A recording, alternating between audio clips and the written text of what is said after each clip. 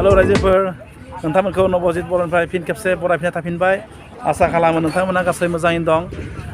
दिनै आं नोंथांमोननि सेराव दिन्थिनो थाखाय आखायाव लागोन बर' साहित्य सभा जानाय जायगा बे बर' साहित्य सभा जानाय जायगाखौ आं नोंथांमोननि सेराव फारि फारियै माने दिन्थिलांनो नाजालांगोन थ' नोंथांमोना जुदि भिडिअखौ मोजां मोनोबा जोबजासिम नायलांबाय थाबानो जाबाय थ' आं भिडिअखौ जागायजेननो आखायाव लानोसै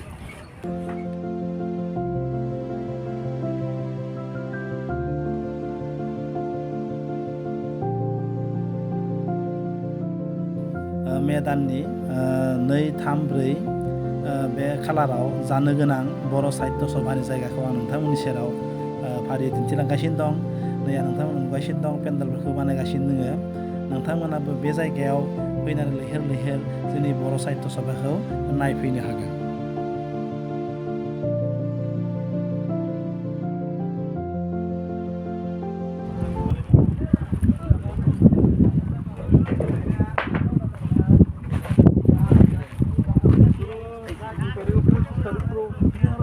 मानसिफोरा थारमाने दखान सखान मोनबो बहायाखै थाखा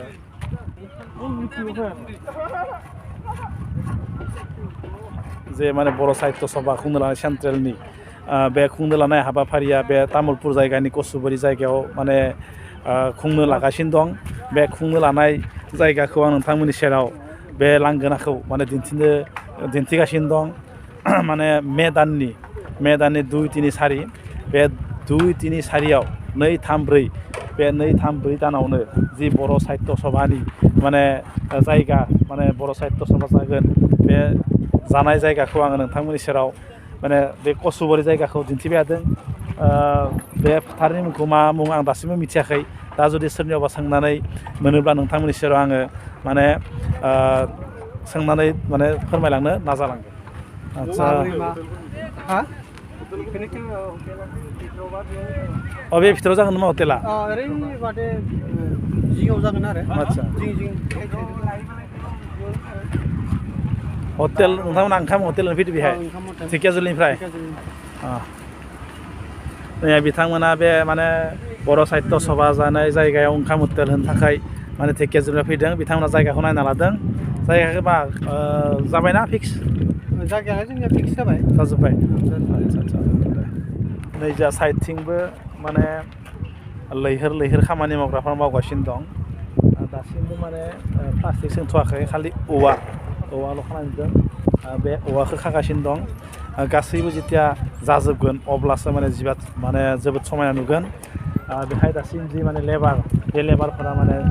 बिथांमोननि जि दायित्व बे दायित्वखौ बिथांमोना जोबोद मोजाङै पालन खालामगासिनो दं माने आं सान्दों आसामनि फैनानै बाहागो लाफैगोन लोगोसे जोंनि गासै जे माने जाय राइटारफोर जायफोरबा माने खन्थाइ सुजुगिरि बा लिरगिरिफोर नोंथांमोना जाहाथे बेहाय फैनानै नोंथांमोननि जि रोंगौथिखौ बेफोराव जाहाथे नोंथांमोना दिन्थिफैनो हागोन माने बे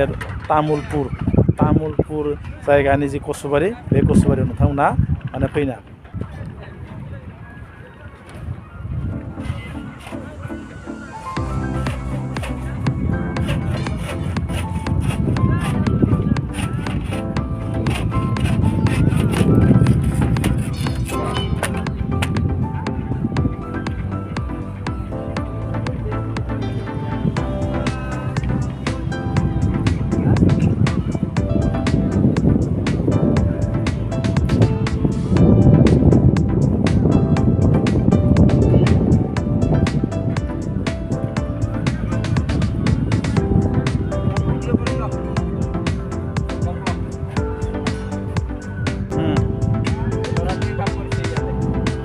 কেইদিন হ'ল কাম কৰা ইয়াত 4 দিন ক'ৰ পৰা আহিছা বিলাসীপাৰা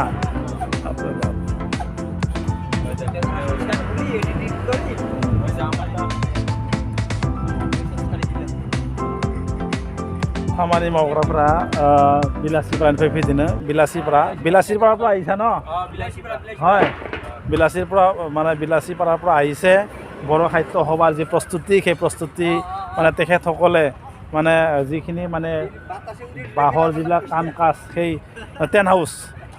হাউচৰ কামবিলাক কৰি আছে টেণ্ট হাউচनि खामानिफोरखौ मावगासिनो दं बिथांमोना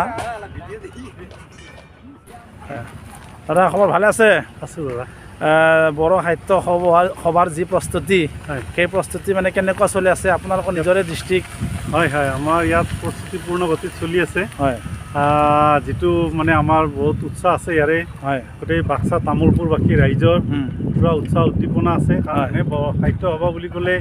মানুহৰ মনটো এনে উৎসাহিত হয় হয় বড়ো সাহিত্য সভাৰ এইবাৰ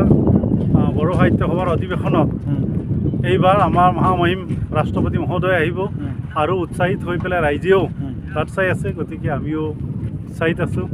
চাই আছোঁ কেনেকুৱা হৈ আছে পূৰ্ণ গতিত কাম চলি আছে ৰাষ্ট্ৰপতি মহোদয় মানে কেতিয়া আহিব কোন তাৰিখে 4 তাৰিখে আহিব বুলি আমি গম পাইছোঁ আচ্ছা হয় হয় 4 তাৰিখে হয় এনে শুনিছোঁ এনেতো প্ৰগ্ৰেমটো 2, 3, 4 ন 2, 3, 4 হয় হয় এনে পূৰা কাম এতিয়া মানে পূৰা পূৰ্ণ গতিত চলি আছে হয় বতৰৰ কাৰণে অলপ ইফাল সিফাল হোৱাৰ পিছতো হয় কাম চলি আছে নিশ্চয় সেই 25-26 তাৰিখৰ ভিতৰত অলপ বহুত কাম ওলাই যাব ঠিক আছে ধন্যবাদ দা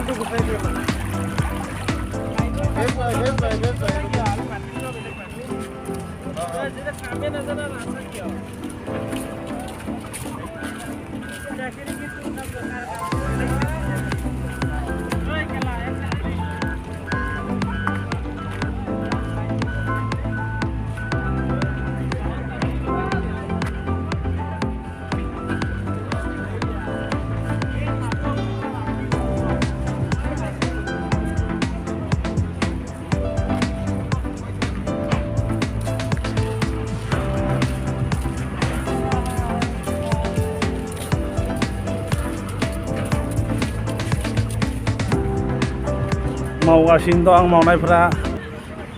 पुरा नैया बेबो मोनसे मन्च जागोन बे मन्चखौबो बिथांमोना मावगासिनो दं सारिगिदिं आखा फाखा लेबारफोरा मावगासिनो दं नैया लेबार फैगासिनो दं गासैबो पुरा मावगासिनो दं बिथांमोना लेबारफोरा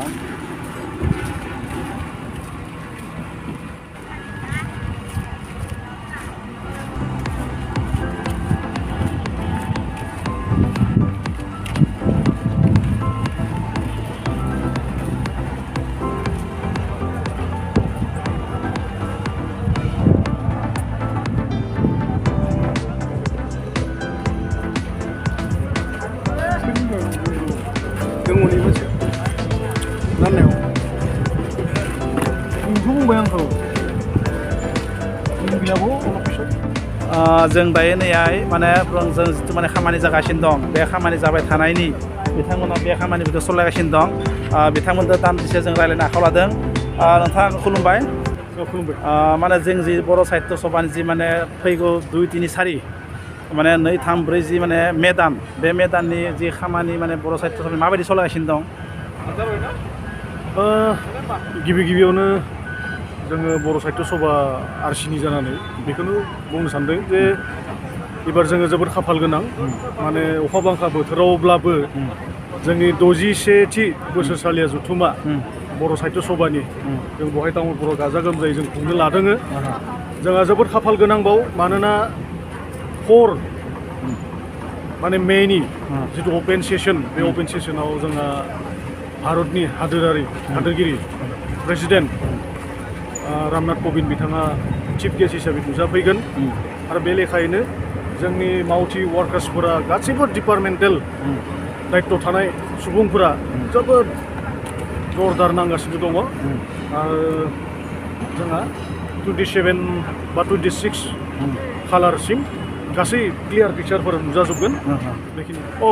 बेखौ तामुलपुर गोजोन फोथार दोनदों गोजोन फोथार माने कसुबारिनि जायगायाव माने गोजोन फोथार मोनसे दोननाय जादों आरो गोजोन फोथार 61तम जि बर' साहित्य सभा माने खुंनो लादों बे खुंनो लानायाव नोंथांमोननि सेराव माने बे प्रग्रामनिनो माने जि खामानि मावनाय लाहार फाहार माने सोद्रोमा बिथाङा जोबोद मोजाङै नोंथांमोननि सेराव बुंनो होबाय माने जोंनि जि भारतबर्षनि राष्ट्रपति बिथाङाबो बेहाय फैगोन आरो लोगोसे बे माने तामुलपुर जि माने कसुबारि बे फोथारखौ गोजोनफुरि फोथार होननाय मोनसे दोननाय जादों